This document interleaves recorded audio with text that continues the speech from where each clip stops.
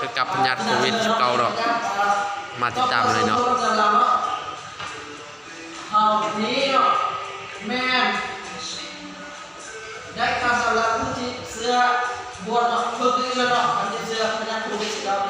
ไม่ได้เราเนาะเขานอนกินปัวบุกหมอเนาะก็บ่มีค่าใช้จ่ายเนาะช่วยพวกเก็บการนะกระแมนกระดาษนักธุรกิจกระดาษกำลังกรสาวต่างประเทศเนาะที่มาครอบครัวหรือว่ามาหัวเนาะเลยเข้าใจครับพ่อกระแมนเป็นจีนเนาะเป็นจีนที่มาช่วยเราเนาะจานนกกระทำแน่พยาธิโควิดเป็นอย่างวะโควิดเนาะโควิดที่แมนการติดเชื้อโควิดที่แมนโควิดแมนพยาธิที่เกิดขึ้นในปี2019เป็นอย่างวะ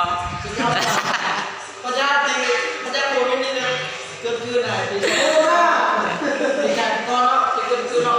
ยังเขาเอ็นว่าโควิดวะพยาธิเนี่ยแพร่ระบาดไปอยู่เนาะยังเขาเอ็นว่าโควิดวะไอแฮมพยาธิโควิดตีนเฮากับไตวะตีนเรากับไตเป็นยังไตวะบระบาดศาสตร์มันโควิดเราตีได้ไปอยู่19 ปีไตวะนี่นะเพื่อว่าพยาธิโควิด19นี่เนาะมาจากที่เกิดขึ้นในปี2019นะพยาธินี่นะเข้าใจแล้วครับ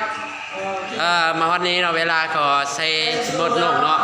นี่ขอใส่พลประทานที่ได้ส่วนในวิดีโอนี้ครับมีสุขภาพแข็งแรงขอขอบใจเนาะ